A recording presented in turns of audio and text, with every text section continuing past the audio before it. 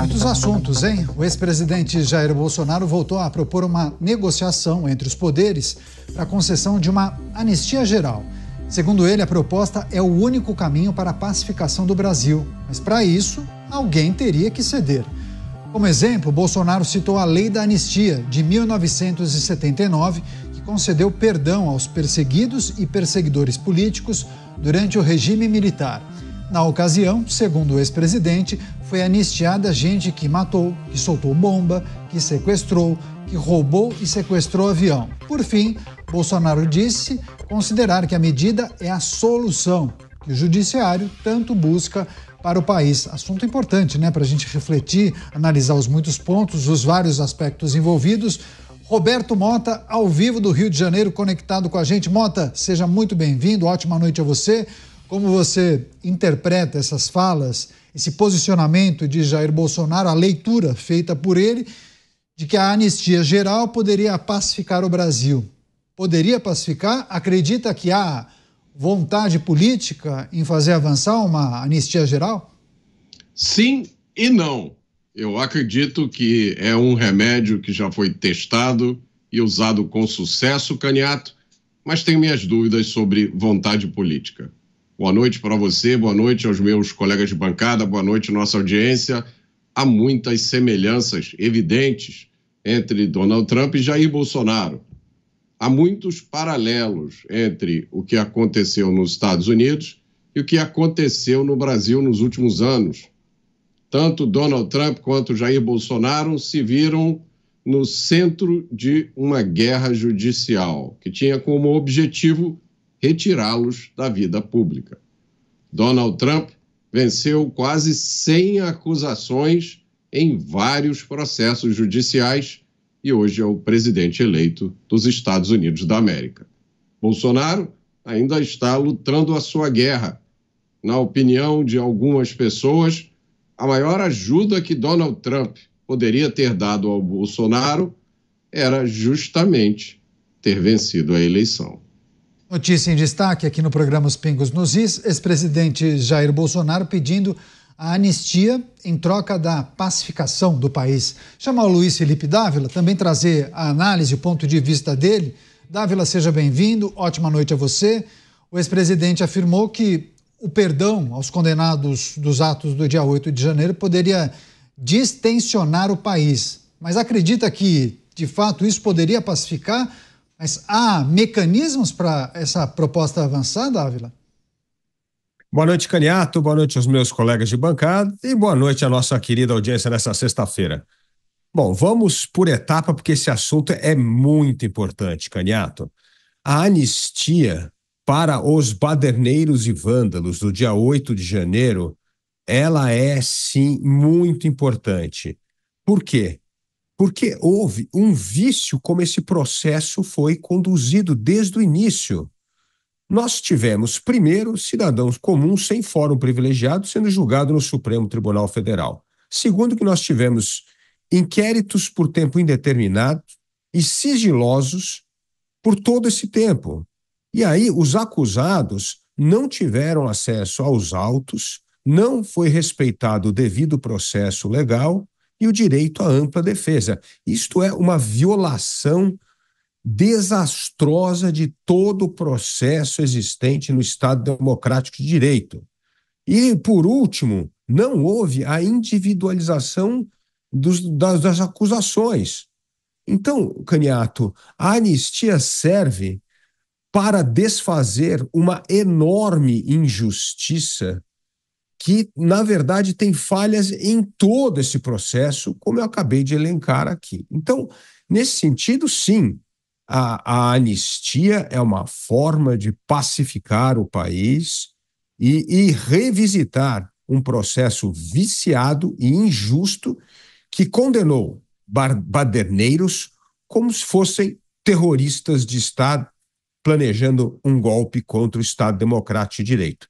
Isso é um total absurdo. E vale aqui, só para ilustrar esse absurdo, uma senhora cabeleireira que apenas usou batom para escrever uma frase numa numa estátua em frente ao Supremo Tribunal Federal e pegou mais de 15 anos de cadeia. Isso é um total absurdo, é descabido, é desproporcional. Então, neste sentido, a anistia faria muito bem para pacificar o país. Agora, nós temos de tomar cuidado com esse termo anistia, porque eu não acho que pode ser uma anistia ampla, geral e restrita.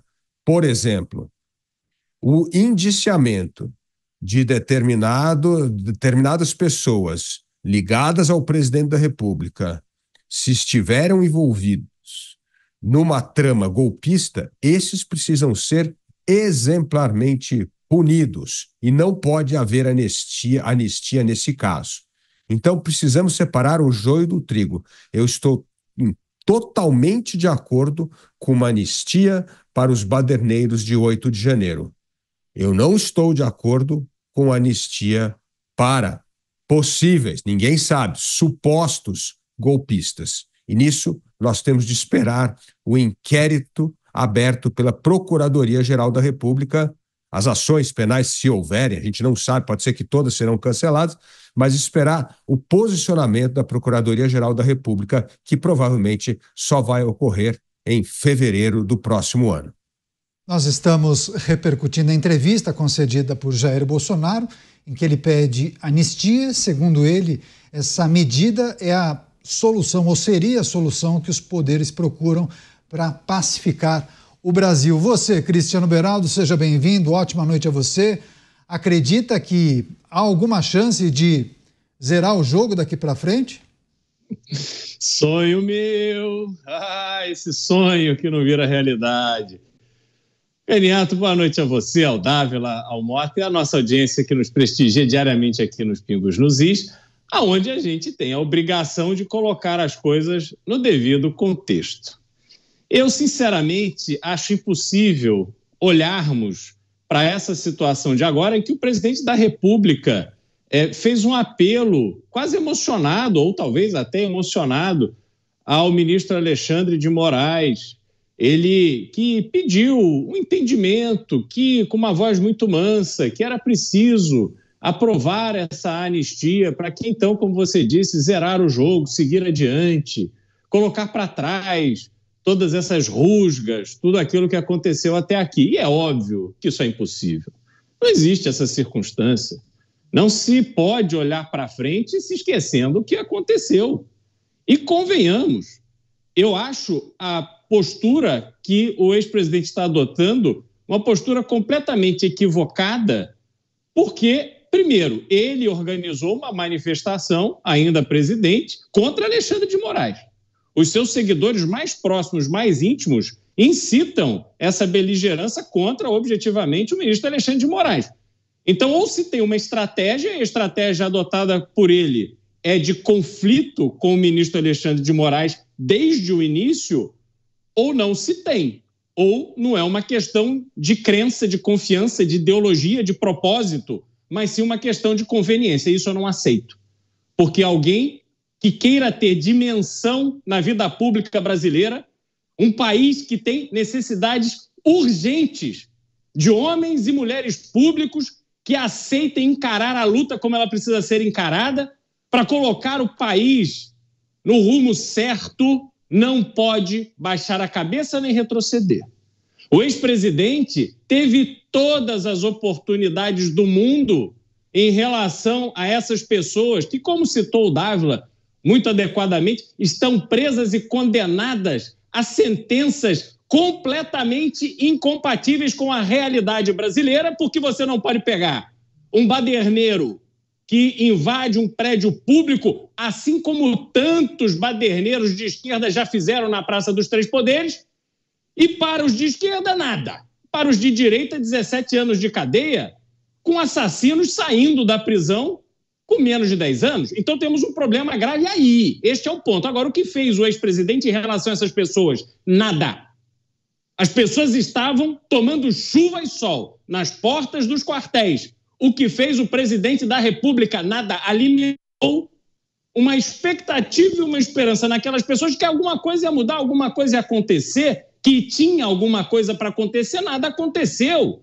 Então faltou uma relação direta e transparente com essas pessoas. O respeito com essas pessoas tinha que ter começado ali. Por isso não vejo nenhum propósito em agora, a esta altura do campeonato, depois deste indiciamento proposto, com uma trama de golpe sendo cozinhada dentro do Palácio do Planalto, conforme áudios que foram revelados. Então não é que nós estamos aqui fazendo uma conjectura, havia essa conversa dentro do Palácio do Planalto, e agora vem, ora, veja bem, sejamos sensatos, ora, senhor ministro, por favor, vamos pacificar o país. Canhato, isso para mim é uma conversa fiada de alguém que está mostrando fraqueza e não força. Tem vários aspectos, elementos, pontos de vista diferentes dos nossos comentaristas. A gente vai procurar tratar, lapidar essa pedra aqui e oferecer para você que nos acompanha, claro, o melhor conteúdo em meio a uma discussão tão importante, uma notícia tão importante e fundamental para essa discussão. Agora, o Mota, claro, a gente precisa também analisar os muitos aspectos e na eventual aprovação de um projeto da anistia. Há quem diga que tem um grupo grande de parlamentares que defende a aprovação do PL, apesar de que os últimos episódios, para muitos, acabou dificultando muito o avanço dessa matéria. Mas vamos pensar num cenário hipotético. A proposta foi aprovada. Você não acha que seria um caminho difícil, um caminho tortuoso? Há quem diga que quase impossível de que isso avançasse? Porque poderiam judicializar a tal da anistia aprovada pelo Congresso Nacional. Você não acha? Canhato, tem duas respostas possíveis para essa sua pergunta. Eu posso responder baseado no que eu já vi acontecer no Brasil no meu tempo de vida. E aí eu digo para você, tudo é possível. O Brasil, no meio dos anos 80, no final do regime militar, se encontrava diante de um desafio que muita gente achava que era insuperável. E o país superou. O país saiu de 20 anos de um regime militar para um regime civil, com todas as suas limitações, com todos os problemas que a gente conhece, com todas as questões levantadas pela Constituição de 1988, mas seguiu adiante. Muita gente, eu me lembro da época, muita gente dizia: o regime militar jamais vai abrir mão do poder, esqueçam isso. Nunca mais essa situação vai mudar. E mudou completamente da água para o vinho. Então, sob esse ponto de vista, eu acho que tudo pode acontecer. Agora, a gente volta à questão da vontade política. Eu acho que existem determinados atores políticos no Brasil de hoje que não têm nenhum outro desejo a não ser eternizar-se no poder de uma forma ou de outra. E para esses, quanto mais radicalização, quanto mais enfrentamento, quanto mais dificuldades, quanto mais becos sem saída, melhor. Eu quero só registrar aqui a minha opinião. Eu entendo a anistia como um ato jurídico que apaga crimes. Inclusive apaga crimes de pessoas que ainda não foram acusadas por esses crimes. Então, quando se declarou a anistia, a última anistia aqui no Brasil, no final do regime militar, você anistiou pessoas que tinham sido presas, condenadas, e pessoas que ainda não tinham sido processadas. Todos os crimes foram esquecidos. Se a anistia não for assim, como é? É anistia seletiva, vai para um, mas não vai para o outro. A natureza da anistia é o perdão de crimes políticos. Crimes que foram cometidos com alguma motivação política. É dessa forma que ela foi aplicada a última vez. Então, é dessa forma que eu entendo a anistia, ampla, geral e restrita. Me parece, sim, uma boa alternativa. Pelo menos, Canhato, uma alternativa melhor do que qualquer outra que tenha sido sugerida até agora. Dávila, essa análise do Mota sobre a anistia talvez em algum ponto se contrapõe àquilo que você trouxe há pouco, enfim, quer trazer o seu ponto de vista ou pelo menos um complemento? Ao meu ver, a anistia, neste caso, serve para resolver uma injustiça cometida com milhares de brasileiros que estão presos por não ter tido o devido processo legal e o direito. Este é o ponto, ao meu ver, que é fundamental. Porque num país, Canhato, onde você não acredita mais na justiça, bom, então não tem mais Estado democrático de direito. Então, mas ela seria ampla e restrita, Dávila? Não, por quê? Aí é meu ponto. Eu queria voltar na questão histórica, que o Mota menciona, mas é muito importante entender os detalhes e a diferença entre uma situação e outra. Primeiro, que na época da transição democrática, houve enorme grandeza política dos personagens. Eu vou começar com Ulisses Guimarães, que era para ser o candidato natural, afinal de contas, era o grande líder da oposição o tempo inteiro ao governo militar, mas chegou na hora da candidatura, o Ulisses abriu mão a favor de Tancredo, porque sabia que o nome dele encontraria maior resistência perante os militares. E que Tancredo era uma pessoa mais conciliadora e que, portanto, poderia conseguir votos do outro lado, ou seja, dos lados militares, poderia conseguir uma dissidência lá. Depois nós tivemos o racha na base do governo e com uma dissidência muito importante do vice-presidente da República naquela época, Aureliano Chaves, e que ali vai nascer, quebra a arena e vai nascer o PFL e torna-se um partido dissidente no qual vai ter os votos necessários para a eleição indireta de Tancredo Neves. Então, aí houve isso que eu digo, houve muita grandeza dos dois lados e um lado buscando reconciliar com o outro. Não era o inimigo a ser abatido, o adversário a ser preso, a oposição que não merece sequer o respeito. Essa tensão que nós temos hoje da polarização não tem nenhum ato de grandeza dos dois lados, Caniato. E aí por uma questão muito simples política. Os dois lados fomentam a polarização, porque é isso que dá voto. É inacreditável, é uma diferença brutal. Não tem nenhum gesto de reconciliação. Pega um outro período da história, a Frente Ampla, onde você tinha Carlos Lacerda, Juscelino Kubitschek e João Goulart juntos. Imagina só inimigos políticos tão divididos no jogo político, se reuniram porque todos eles queriam a volta da democracia e das eleições presidenciais. Então, eu não vejo grandeza alguma em nenhum dos lados. Eu vejo que os dois lados querem continuar fomentando a polarização porque esse é o seu grande ativo político. Então, eu não acho que num clima desse pode ter anistia ampla, geral e restrita. Eu acho que não vai ajudar absolutamente nada. Então, eu vejo uma anistia para resolver uma enorme injustiça cometida no julgamento das pessoas em 8 de janeiro. Agora, Beraldo, quando se fala de anistia, destacando, claro, essa defesa do ex-presidente Jair Bolsonaro, mas você não acha que esses últimos episódios, a divulgação do inquérito, todos os áudios que foram repercutidos por alguns veículos da imprensa, você acha que isso não joga contra a atmosfera, pelo menos a atmosfera parlamentar, para avançar com esse projeto? Não me parece que esse seja o melhor momento, pelo menos para aquele grupo que defende a anistia. A gente fala muito de vontade política, né? Mas claro que os parlamentares, os grupos políticos, as siglas, fazem cálculos, né? E parece, nesse momento, que essa seria uma pauta difícil. Difícil de conseguir fazer avançar, articular, negociar. Você concorda?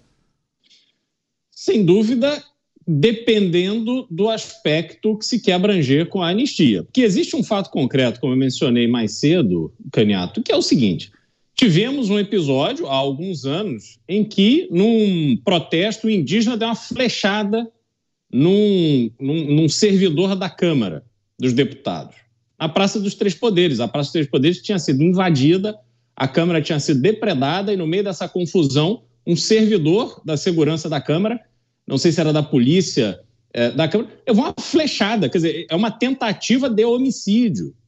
E essa pessoa, esse indígena, ele não foi condenado a 17 anos de cadeia. Eu, sinceramente, nem sei se houve condenação e se houve, qual foi a condenação, mas tenho segurança em afirmar que, no contexto de todas as invasões que já aconteceram na Praça dos Três Poderes, ninguém nunca foi condenado a uma pena deste tamanho. Por isso, o problema que existe é se condenar aquelas pessoas que estavam fazendo um protesto desarmadas, não estavam ali com nenhum instrumento necessário para que daquele movimento construíssem algo maior, mas invadiram esses prédios públicos e cometeram uma barbaridade do ponto de vista de depredação de um patrimônio histórico, que é um patrimônio nosso. Aquelas coisas que estavam lá pertencem ao povo brasileiro e têm que ser preservadas. Então, essas pessoas elas precisam, sim, responder pelo crime que cometeram e ter penas compatíveis com esse crime. O que não se pode é a gente ficar assistindo essa narrativa de querer imputar algo maior, mais amplo a essas pessoas. Então, temos um problema aí e, de fato, uma proposta de anistia para corrigir este ponto me parece bastante sustentável. Quando se fala, entretanto, na ampliação do escopo dessa anistia e se quer colocar ali dentro pessoas que, diante da responsabilidade que tinham em razão do cargo que exerciam, estavam, sim, confabulando e colocando de pé um plano para a interrupção do processo democrático no Brasil. Essas pessoas precisam responder pelo que fizeram, porque não são pessoas aleatórias, despreparadas, incapacitadas, não. Elas têm que responder pelos seus atos. E é importante que seja assim, até para dar um exemplo. Nós não podemos simplesmente ignorar esses fatos, porque se fizermos isso agora, Caniato, no futuro haverá eventualmente uma circunstância ainda mais grave e pior e também será ignorada. No momento é de um lado, lá na frente pode ser de outro e a gente simplesmente perde o controle. Esse instrumento da anistia coloca um sentido de que vale a pena tentar qualquer coisa quando se perde a eleição. E isso é inaceitável, porque o Brasil democrático que eu quero viver e que eu defendo e que nós aqui todo dia discutimos, não é um país que permite que esse tipo de coisa aconteça. Pois é, nós estamos repercutindo uma entrevista que foi concedida pelo ex-presidente Jair Bolsonaro pedindo a um juiz do Supremo Tribunal Federal e também ao presidente da República a anistia em troca da pacificação do país. Segundo ele, o perdão aos condenados, principalmente do dia 8 de janeiro, poderia distensionar o país. E a gente tem acompanhado aqui um debate, uma apresentação de ideias, principalmente do Luiz Felipe Dávila e do Roberto Mota, que acabam se apoiando em aspectos um pouco diferentes. Mota, você quer trazer um complemento àquilo que disse o Dávila há pouco, né? Quero sim. Mais uma vez, eu sou opinião dissidente aqui dos meus dois nobres colegas. Eu entendo que a anistia é justamente para esses casos complicados, esses casos difíceis, esses casos que não podem se repetir. Vamos lembrar, a última anistia no Brasil anistiou pessoas envolvidas em atos gravíssimos que a gente espera que não se repitam no Brasil. O objetivo da anistia não foi incentivar essas pessoas a tentar de novo os crimes pelos quais elas foram perdoadas, não. É simplesmente colocar o país numa rota positiva. Eu tenho uma opinião a respeito da anistia aos manifestantes do 8 de janeiro. Dávila disse, não houve devido processo legal, por isso eles têm que ser anistiados. Ora, se não houve devido processo legal, o processo é nulo. A condenação é inexistente. É a teoria dos frutos da árvore envenenada. Se alguém foi condenado em violação do devido processo legal, me parece que o remédio não é anistia. O remédio é a anulação do processo. Se eu não me engano, já aconteceu no Brasil algumas vezes. Mais de uma vez. Dar anistia a quem foi condenado injustamente não me parece fazer justiça. Justiça é anular o processo, pedir desculpas às pessoas que forem injustamente condenadas e pagar reparações. A revolta dos meus colegas com a prisão da cabeleireira e de outras pessoas em situação semelhante é uma revolta justa, mas me parece que ela está direcionada para o foco errado. Quer arrematar, Dávila? Depois a gente vira a página. Razão, mas já que o Supremo julgou, o Supremo não vai anular o que ele mesmo fez. Esse é o ponto. Por isso que aí precisa ter um outro poder, que é o legislativo, restabelecendo a ordem. Eu concordo, era para ser anulado esse processo, mas não vai ser. A gente não acredita que o Supremo vai anular esse processo. Pelo contrário. O problema é quando o Supremo Tribunal Federal, que deveria ser o guardião da lei e da Constituição, passa a ser uma corte de justiceiros, ou seja, pessoas que acham que precisam recorrer à violação de regras da democracia para salvar a própria democracia. Isso é um absurdo e é o que está acontecendo no Brasil. Para salvar a democracia, vamos cercear a liberdade de expressão. Para salvar Tribunal de Inquisição. Para salvar a democracia, vamos estabelecer a censura. Isso é errado. Quem acredita na democracia, acredita nas regras do jogo democrático. Acredita que é por meio do respeito às regras do jogo democrático que nós conseguimos reparar os erros, progredir, adaptar o país a novos contextos. É isso de quem acredita na democracia. E aí, por um último ponto que eu acho fundamental na questão comportamental. Em 1985, havia um genuíno desejo da nação de reconciliar-se e começar um novo capítulo, o capítulo da história da democracia. Eu não entendo que hoje exista esse clima. Infelizmente, nós ainda estamos totalmente tomados pela polarização, pelo radicalismo político, e um lado explorando o outro com isso. Eu não entendo que hoje a anistia ampla, geral e restrita vai começar um novo capítulo no Brasil, porque não há disposição de nenhum dos lados a ceder. Não há disposição de nenhum dos lados a virar a página e recomeçar um novo capítulo. Infelizmente, é triste dizer isso, mas isto é a realidade. E a política tem que lidar sempre com a realidade.